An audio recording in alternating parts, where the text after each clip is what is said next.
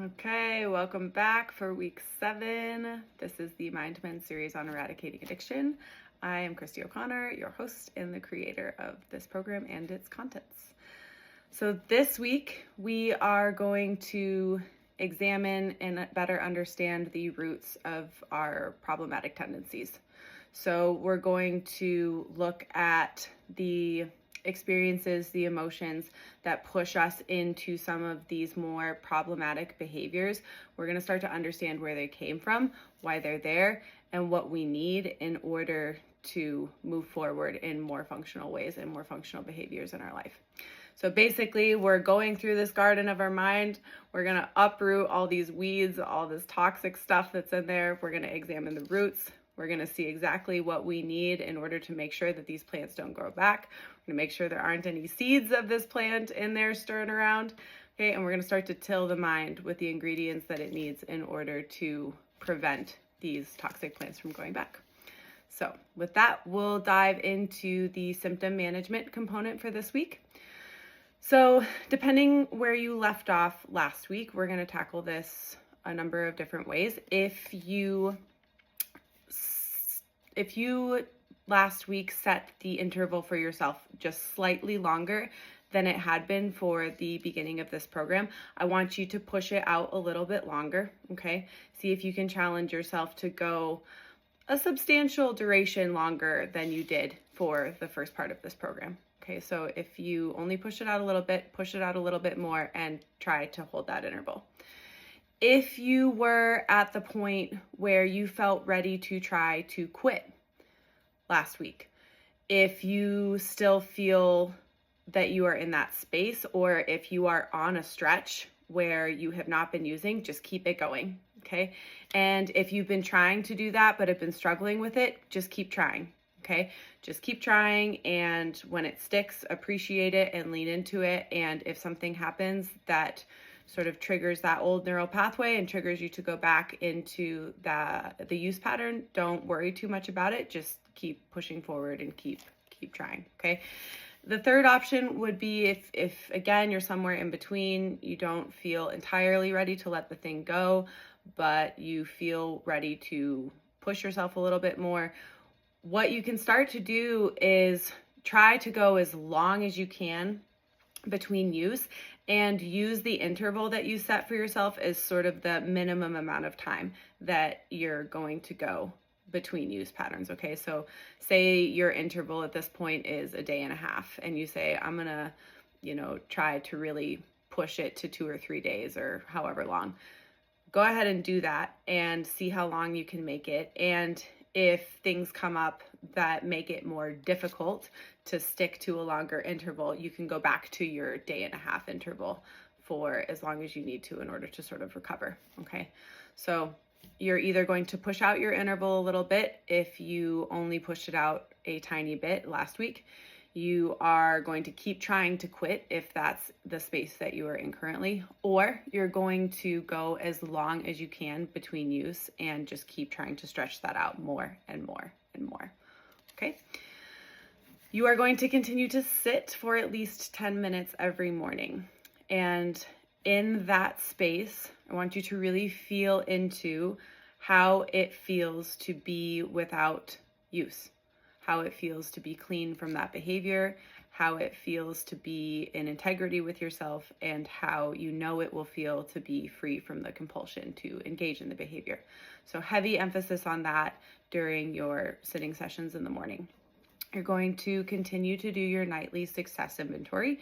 So you're going to look at how successful you were in holding your interval, how successful you were in conducting yourself in the way that you would like to throughout the day.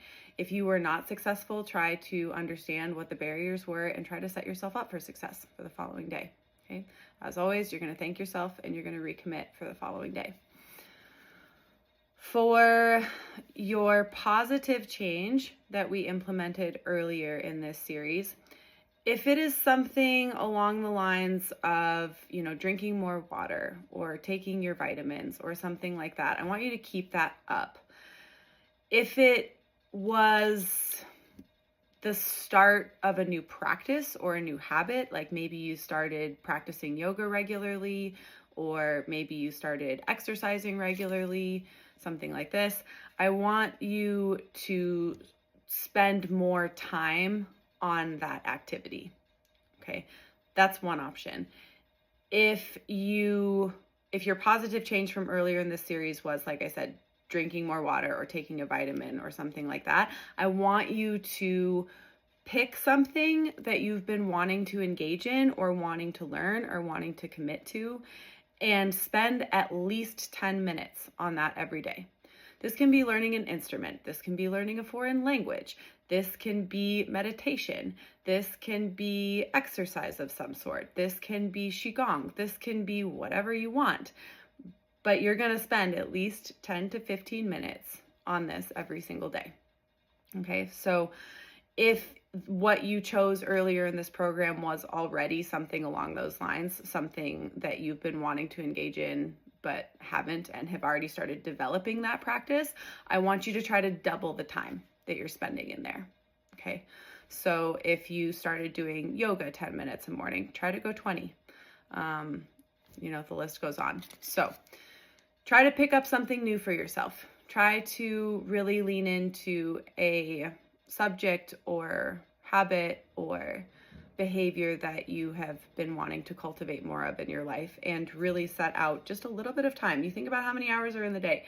You can take 10 to 15 minutes to commit to developing yourself in this way, and to commit to developing something inside of you that you feel called to develop.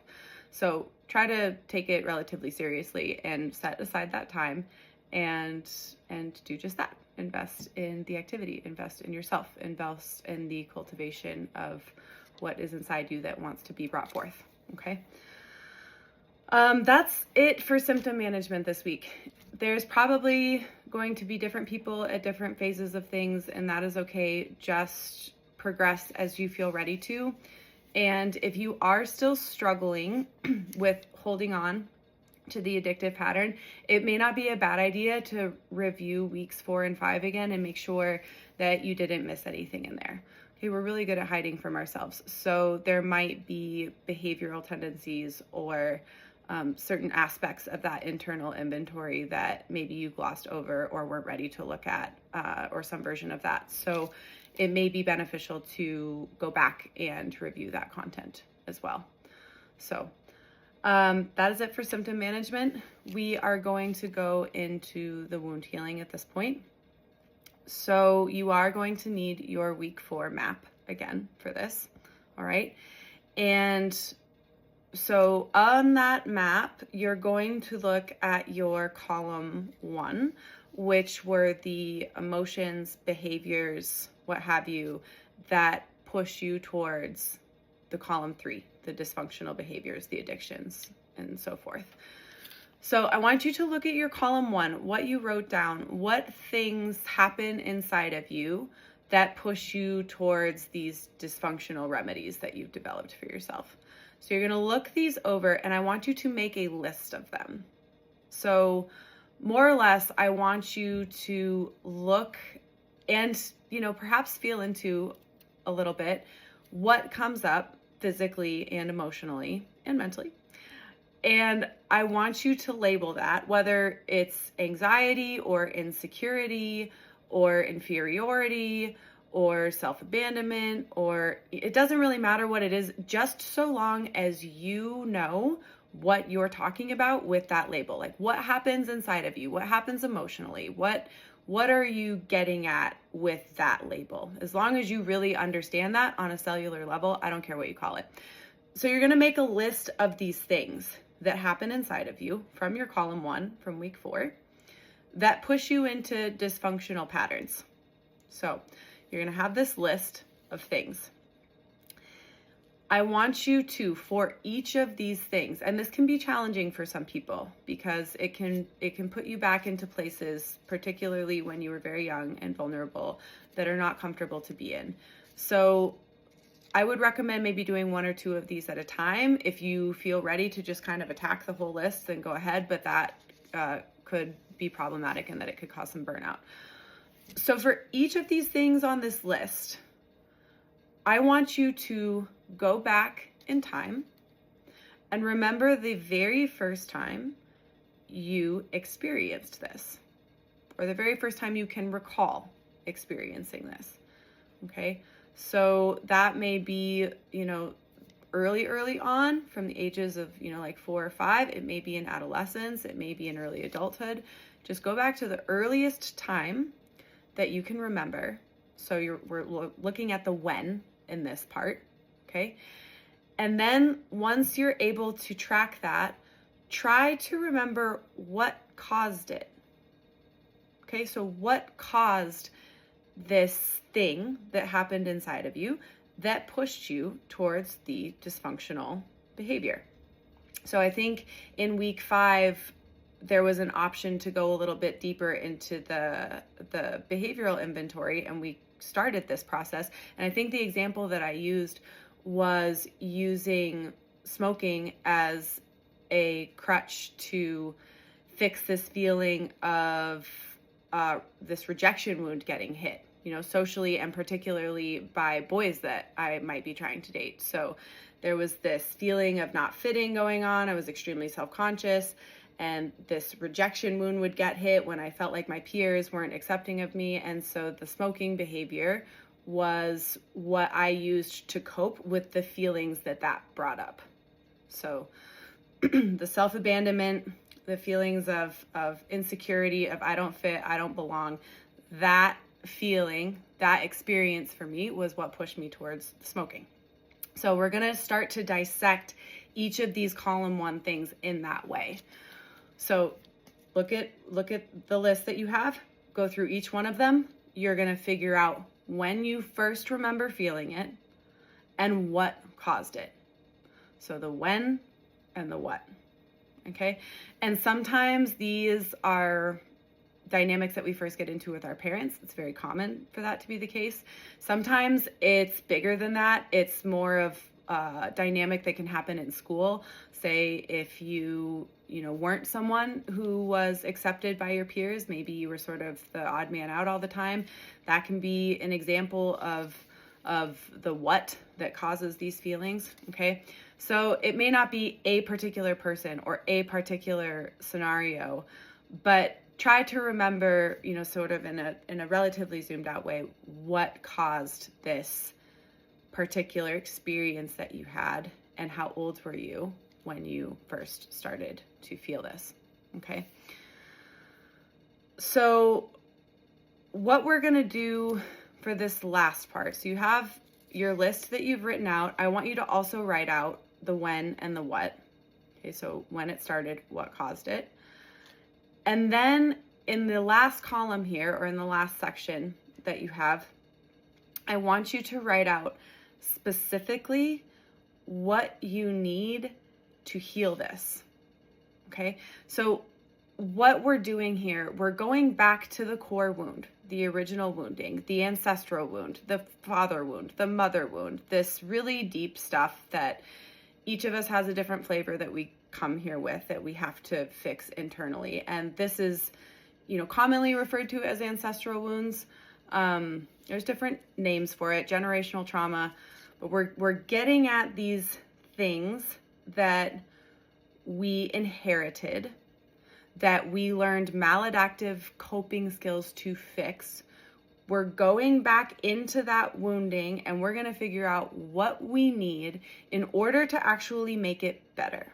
Not make it go away, not cover it up, make it better, fix it, heal it. So what I want you to do in this last column is not as simple as, okay, well, I self-abandon when I feel like I'm being rejected by my peers or by boys I'm trying to date, so I just need to not self-abandon. Okay, that's true. How are you going to do that? How are you going to not self-abandon? So you could, in that example, say, okay, the self-abandonment and the smoking is a maladaptive coping mechanism that I used to deal with this rejection wound that I have getting hit. So I am going to make sure that I don't self-abandon by catching myself when I'm saying things that people want to hear that I don't actually believe, and saying some version of what I think is true. So that's an example of not self-abandoning. There are obviously many, many, many examples of how this could play out, but I want you to get really specific to you. Okay, so if saying things that you don't mean to other people in order to pacify them, or in order to get acceptance from them, in order to keep that rejection wound from getting hit, if that's your deal, then that's what I want you to write down. So I'm going to not self-abandon by only saying things that feel real and true and in alignment for me, and not just saying what people want to hear. Okay. And obviously with some of this stuff, there is a time to sort of just step back, do not engage. I'm not suggesting that you have to go to the top of a building and, scream your truth in order to not be in self-abandonment either. There's a middle of the road here, and you'll probably find that through trial and error. But what I'm getting at is, what do you specifically do in reaction to the list of things that you've just written down? And what are you specifically going to do to heal these wounds that push you into these dysfunctional behaviors? Okay? What are you going to do to heal the wounds, to seep the things that are on your list? How are you going to implement that? How are you going to make sure that you have what you need to close that wound so that it no longer leaks things like insecurity, like defensiveness, like self-abandonment, okay? Like all of these things that we learn and we do in order to kind of make it in this world. What are you going to do to really heal that thing up? Okay? So be really specific when you're writing these things down, because it has to be uniquely tailored to you, because nobody knows how you internalize this list of things you've written down and how you cope with these things in a maladaptive way. Nobody knows that but you. You have to be able to see it, understand it in order to come up with your antidote, your medicine, the exact opposite of what you've been doing in order to fix the wounding patterns that leak these things that you've been trying to get away from.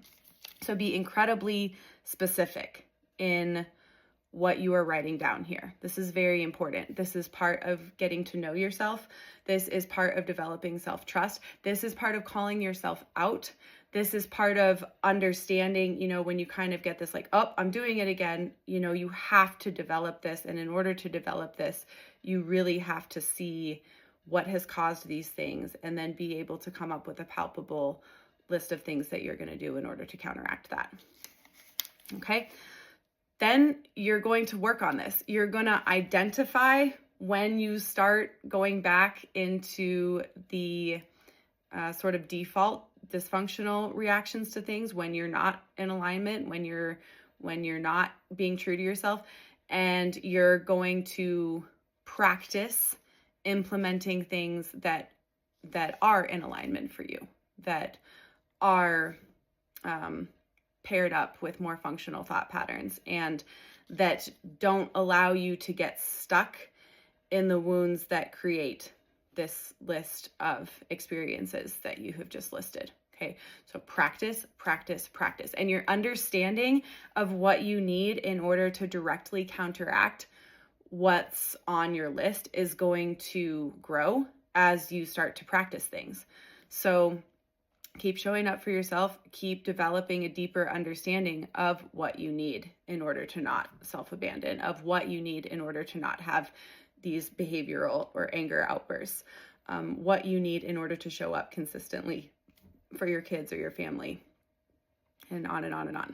So keep practicing, keep being open to receiving information, more information about yourself and how these core wounds have affected you and have affected your development as a person. And you will start to get more and more information in regards to what you need to fix these problems and heal these wounds. In doing this, you are weeding out any noxious plants that you have up here, that you have had up here, probably since childhood. You are weeding them out And you are creating an environment. You are creating a neurological environment by developing these new neural pathways, by developing neuroplasticity, by developing new behavioral and emotional patterns. You're creating an environment where these noxious plants cannot grow back. So you're creating a soil where you get to choose what grows there, and you don't have to be stuck with this garden of plants that you were handed when you arrived here, and try to make that work if it doesn't work. You get to plant whatever you want in here. So keep uprooting these plants of the list of things that you've written down. Examine the roots, examine when they arrived, examine what caused them, and start giving yourself what you need in order to move away from the behavioral patterns that were caused. And you will be in this process of tilling the soil of your mind. And you'll be amazed how fast it can go and how quickly you start catching yourself. This work has sort of a snowball effect. So the more proficient you get at this and the more work you put into it, the more time, energy you put into it, the faster this is going to go, and the more you're going to see progress, and the more you're going to want to do it. So just keep practicing, keep pulling these weeds up, and keep, developing a deeper understanding of what you need to prevent them from growing back. Okay, it's similar to like a cancer. Okay, a lot of cancers, they grow best in places where there isn't oxygen. So you bombard them with oxygen, these cancer cells, and they don't do so well. They start dying. Okay, it's not that much different than what we're doing here. Okay, we're bombarding our brains with different options for neural pathways, with different emotions, with different behavioral patterns, with different neurotransmitter response, with different neural pathways, all of this stuff. And eventually we're going to weed out the cancer. We are going to push out these habits, these tendencies, these weeds that grow in our minds that push us into these places where we're doing things that we don't want to be doing. Okay. This is the actual healing work. This is not covering up. This is not moving away from. This is not symptom management. This is curative. So when you get to a place where you really understand this, like on a cellular level of, okay, I do this work, I don't want to engage in these dysfunctional behaviors anymore, you're off to the races. So keep going with this until you really understand that on a cellular level, until it really starts manifesting itself in your life. Because once you firmly grasp that understanding, there's nothing that you can't weed out and start to put in. You really start to see this metaphor of this garden, because you can take out whatever you want and you can put in whatever you want. So keep practicing, keep on. It's not easy in the beginning. As we've talked about, resistance is absolutely normal. The more you push up against these things, the more your brain is going to be like, no, don't do that. It's different. We don't like different. Stop. Just do what you've been doing. Go back to the default. This is all totally normal. And it takes a little bit of time to break ourselves of this. So regardless of whether or not that's what the voice in your head is saying, just keep pushing forward. Okay, because this is the work that is going to completely alleviate you from these compulsions and from these behavioral tendencies that are oftentimes very, very disruptive. All right. So we're doing a few different things here in this week and in the weeks leading up to this. We are, by doing what we're doing this week, okay, by getting to the roots of these issues, by understanding them better, by coming up with a very clear list of what we need in order to get better from these wounds, we're creating a protective barrier, if you will, around the wound. Okay, so the work that we did last week by practicing, showing up differently when these things get hit, that forms this sort of bubble, if you will, like this energetic bubble around these wounds. And so by showing up differently, we're keeping things like negativity, anger, depression, addiction, we're keeping those things sort of at bay with the work that we did last week. So we have this bubble, and then in this week, we're getting into that while we have this protective barrier, if you will, around these core wounds. We're getting into that wounding, and we are understanding and delivering what we need in order to actually fix it. And what happens too a lot of times is the way that our society treats things, we just throw symptom management on symptom management on symptom management. And so there can be a number of layers that form over a wound that is infected and toxic and seeping. So if you experience sort of an emotional or energetic kind of purge or release at any point throughout this program, it's normal. You think of it as the body's way of detoxing. Okay, if you do a fast or if you are sick or something like this, your body has to purge. And it's not different with these emotional or energetic wounding patterns. So if it feels like it's coming up full force, some of these emotional things and the things that cause it, and you're just kind of seeing everything all at once and it feels overwhelming, try to just relax into it, because it's part of the deal. You're detoxing emotionally, and you have had these wounds covered up probably for the duration of your life. So you have, kind of these different layers on top of the original wounding here. So we're pushing all those to the surface. We're creating this protective barrier by showing up differently. And now this week we're going into the wounding and we're saying, what kind of bacteria are in here? What is causing this infection? What kind of antibiotic do I need to actually make this better?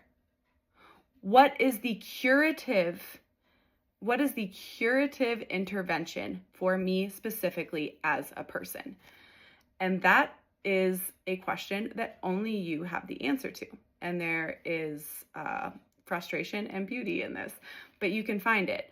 So, bubble, figuring out what exactly we need to cure this wound. And in this week, we're starting the process of actually healing the thing while we've already developed this blooming skill set of learning to show up differently when the wound inevitably gets hit. So you've set yourself up pretty well.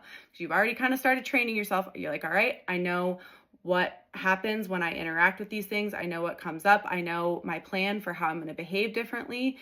That creates my protective barrier. And now I'm going to go deeper into this thing and understand it so that I know exactly what I need in order to heal my person-specific wounding. All right. So when you know what you need to provide yourself with, you're going to start doing it. And this is going to actually, from the inside out, start healing this thing. And you're going to notice your kind of need to protect and be defensive start to settle down a little bit. As you become more proficient at identifying and giving yourself what you need, you understand what antibiotic exactly you need to fix the wounding. Once you administer that and you start feeling the effects of the delivery of this medicine, you're going to start to feel better. You're going to relax in your own skin. The need for these more dysfunctional coping mechanisms is going to chill out, and it's going to be basically this process to some extent. It's going to require work, but once you know what to do, to some extent it's on autopilot, because what you're doing is you're phasing in the new behaviors, the new energetic responses, the new mood patterns, the new neurotransmitter responses, these things, and you're pruning out the old.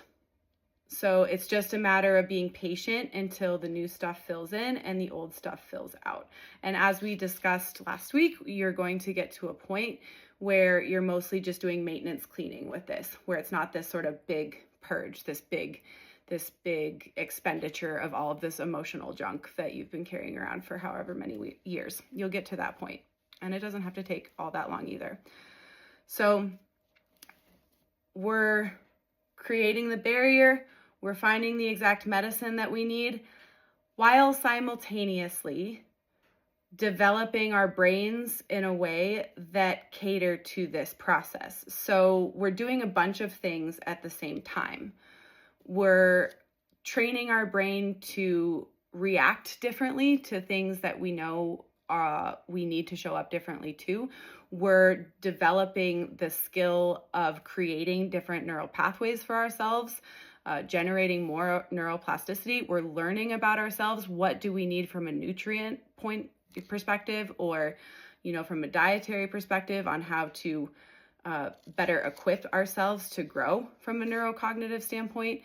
We are developing new neurotransmitter responses to different things. We are resetting things like dopamine, serotonin in our brain so that we can have a more balanced and peaceful existence. So all of these things are kind of going on at the same time, and it can be kind of a lot, but I think if you can attack the core wounds from this perspective, you're setting yourself up to be successful and to experience the rewards of doing so as quickly as possible. And that's a really important part of it. You want to make sure that you're feeling and internalizing the reward, so to speak, or the actual healing that you're going through by implementing all of these changes. Because as we said earlier, once you start feeling this on a cellular level, it's going to be very easy to continue engaging in the work. So remember that this is not an overnight process, and there are a lot of different moving pieces.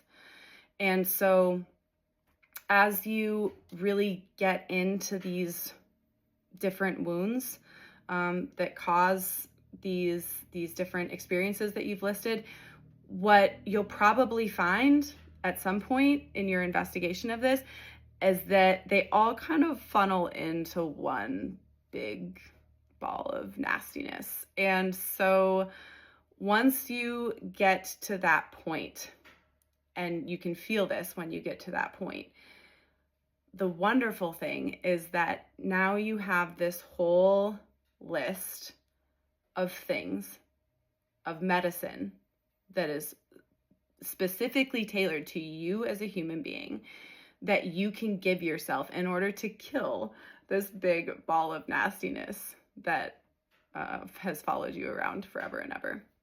So you now have a list of the very specific antibiotics that you need to specifically kill this thing that you have.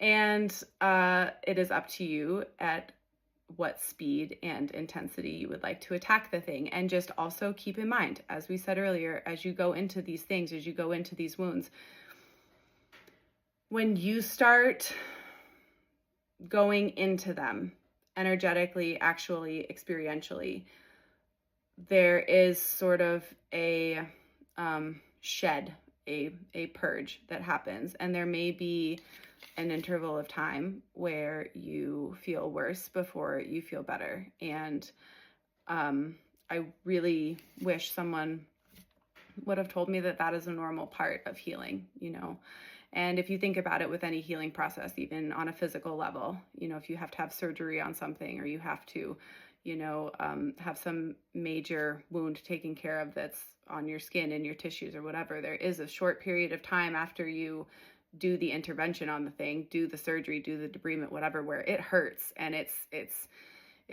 kind of cleaning itself and auto-regulating itself, and it's uncomfortable. And again, the exact same thing happens when we start digging into these emotional places and getting at these core woundings. And the other thing that can happen is we really start to see where we got these maladaptive behaviors from, where we got the list of the emotional experiences from.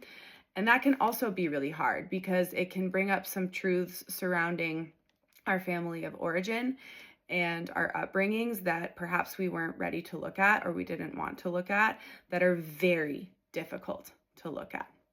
This can bring up some very difficult stuff with family dynamics, with the way that we were raised. And I know we've talked about this in earlier lectures, but again, as you get into these core wounds, these ancestral wounds, try not to fall into the trap of getting angry at your parents or at anyone else or any institutions or any group of people that you first identify as being causative of these emotional experiences that you have had, that you have since tried to run from in various ways. So try to remember that there is no there with blaming these things on people, because I was joking with my own father the other day. He was making some comment about feeling guilty for not being around more or something when I was a kid. And I said, well, Dad, what would have fixed all my problems is to not have been born into our family and to have been born into someone else's family with all of their dysfunctional crap and have to deal with that. And we both had kind of a good laugh over it. And in essence, that's kind of the truth of it. And I'm not trying to downplay the density of this stuff. It's difficult, it's hard, it's a lot. And at the same time, it is part of the human experience, and it is our responsibility to fix these things in ourselves.